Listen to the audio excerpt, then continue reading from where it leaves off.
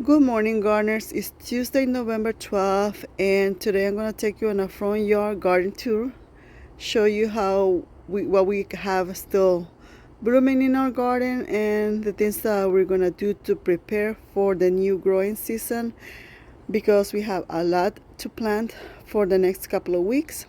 We're going to start over here with our mandevilla or mandevilla, and we still have some blooms. So what I'm going to do today is gonna take cut some of the stems, and I'm going to root them and prepare them have them ready for spring. So hopefully I'll have a lot of them ready, so I don't have to buy so many.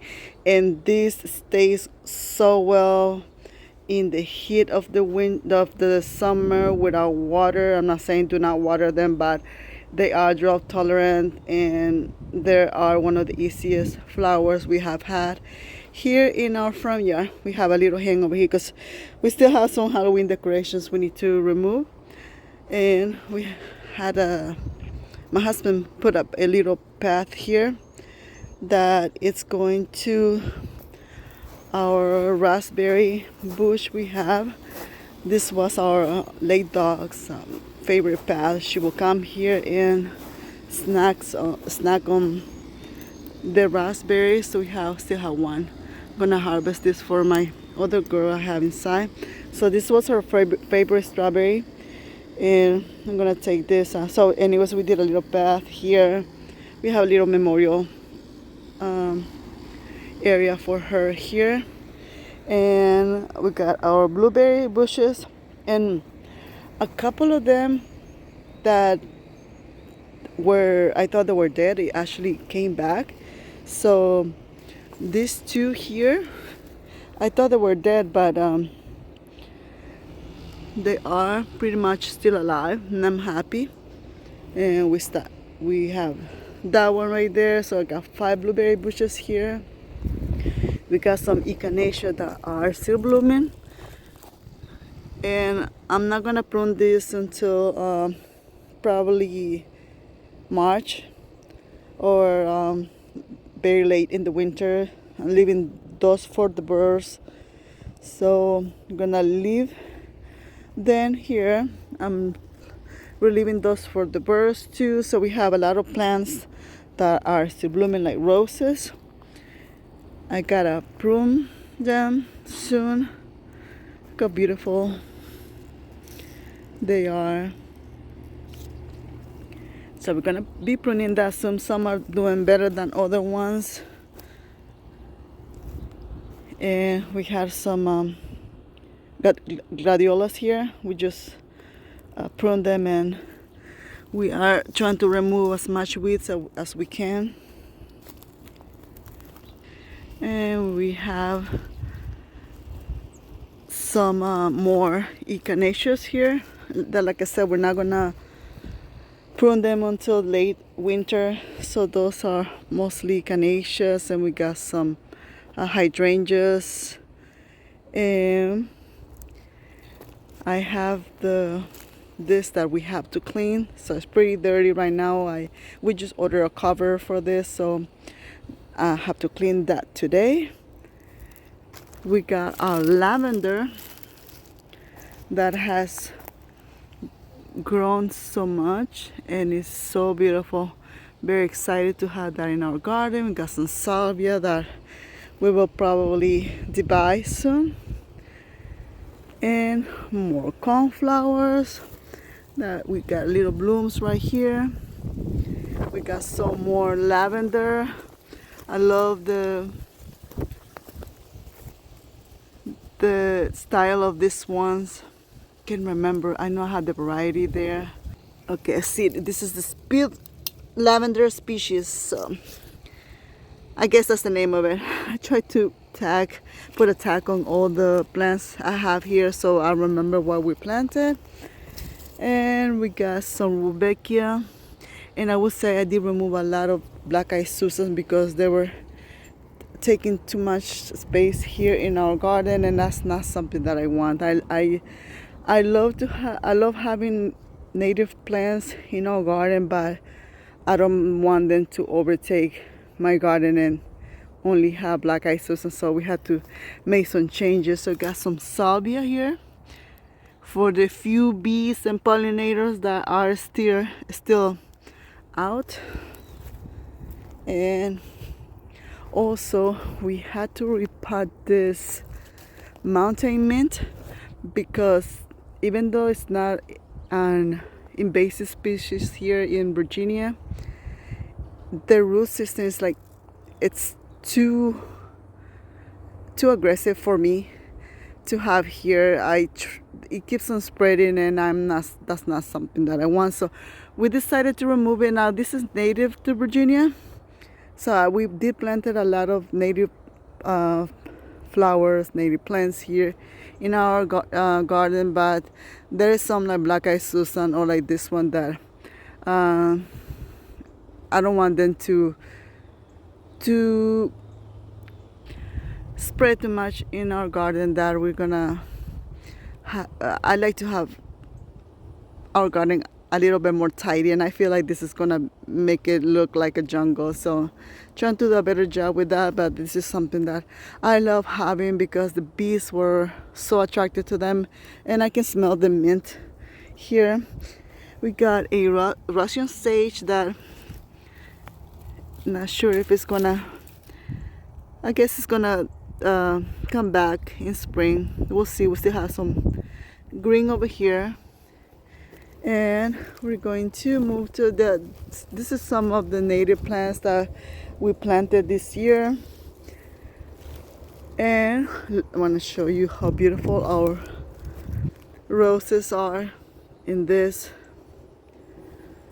arch trellis we added this year. And those are climbing roses. It might take a couple of years, I guess, to climb all the way up here, but meanwhile it's doing great. We love how it looks. And we got another Russian sage here, and I love adding a lot of flowers that are low maintenance, so that's something that we are working on. We got this area here that we need to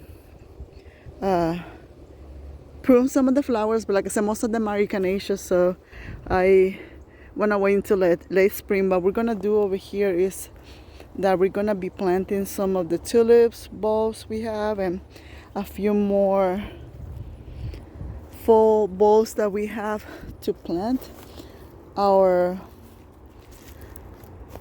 Giro persimmon, it's doing great. I know this one is very small and will let it fruit, but I'm going to go ahead and harvest those, and I should have thin the fruit, but I just decided to do its thing. But by not removing the fruit, I know I made a mistake, because it could have grown a lot more, but we got too busy and I just let it do its thing. But anyways, here it is, and we're gonna harvest that soon. We got some more flowers here. Look how beautiful and green this one are. Now these ones are from from Walmart. Let me show you the flowers. I love the stems. If you can see, the stems are like purple bluish color. And let me see if I have the name of in here. I gotta work on the tags today, but okay, so here's the tag for this flower we just planted this year. So gotta work on my tags. I had to I have two of them here. I just want to make sure that when everything dies, I know I have plants in there. And we got some alliums that we just had the leaves there, and look at the cannas. We have our first coldest night of the season yesterday at 31 degrees Fahrenheit. And we got some more lavender.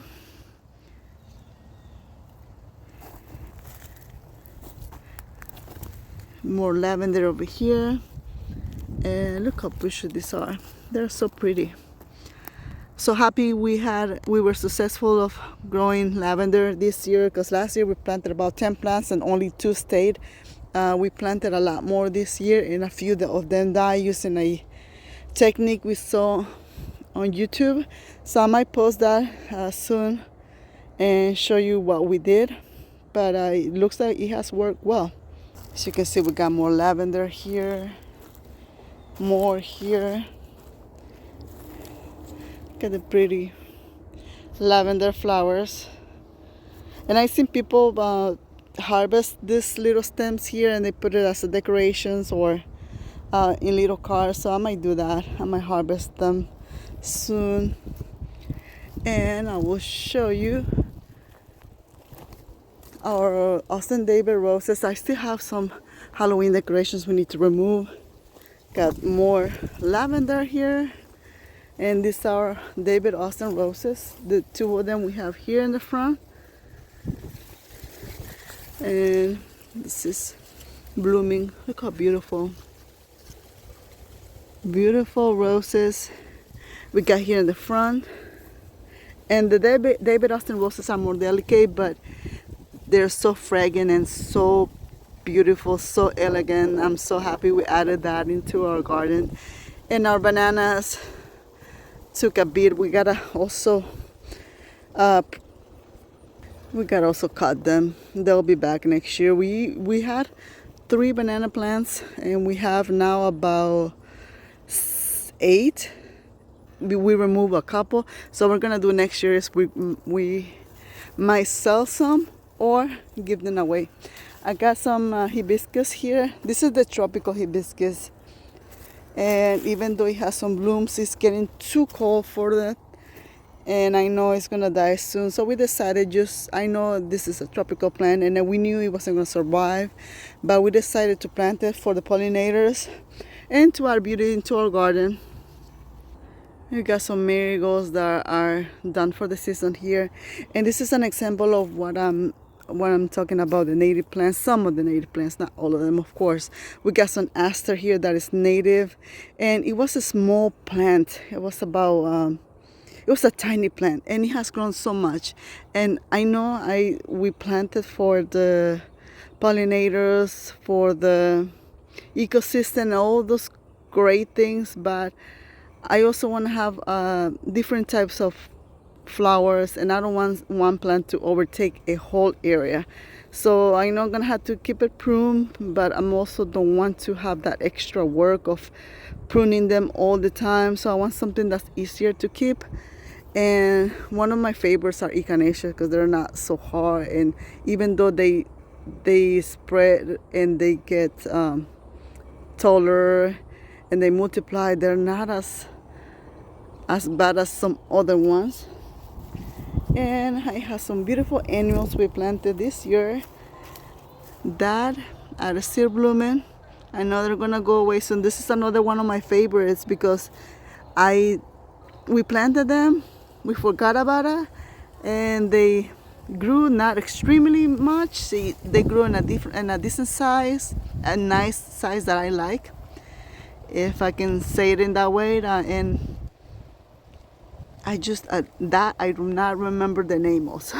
So I'm sorry if I don't put the name of this one. I usually don't put the names of my annuals, but I might start doing it so I remember what I planted.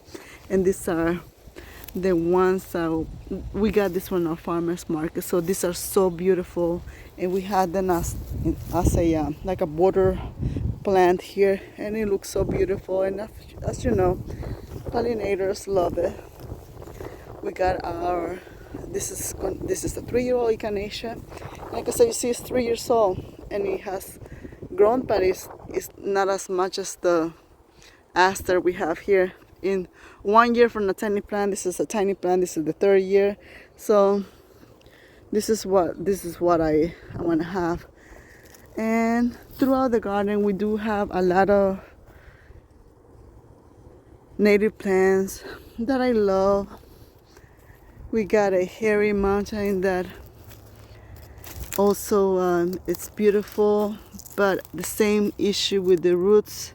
I don't want them to like spread so much. And like I said, even though they're native and even though they're not considered invasive, I still don't want something that would overtake the space of my other flowers. So I have to think of what I'm gonna do. I might put that in a pot like I did over there. And we have to do a little bit more cleaning, doing some more planting, and adding some more tags so we can be ready for spring, because this gets full of tulips and iris and I can't remember what, or lilies. So I love to see this in spring, but I also have to prepare and plant for when everything else dies, like the lilies and all those things. I gotta prepare some annuals that I plant in their spaces. We got a black and blue salvia. That this is a hummingbird, one of the hummingbirds we have here favorite. And we had a hummingbird statue here. I gotta remove all those hummingbird feeders, wash them, and have them ready for next year. We got some lavender here that I need to take care of. This is one of the ones that didn't do so well, but I'm still gonna see if I can make it better. And we'll see how it goes. We got our patio peach tree here, and this is mostly for the looks of the flowers in the spring, and then the foliage after that, because the peaches, they're not as, I mean, they're still good, but not as flavorful of other ones like the veteran peach or the Bella Georgia peaches. So we have our dahlias that we just prune them. This is our little path. Have to do a little cleaning. We gotta do some reshaping and pruning of this boxwoods. Little bit of more cleaning and adding some more mulch and prepare for the growing season. Gotta do some. I will see if I want to stay with some of the plants we had here. This area we had to figure out what we're gonna do, because I want to do a better job in this area here, because the front looks way better than this over here. Look at our mandevilla. I might have to ask my husband to overwinter that, because I do not want to remove that and kill it, because it's so beautiful. I know he's gonna need help carrying that, so I'll ask him to help me, or I can help him bring that inside the greenhouse or inside the garage.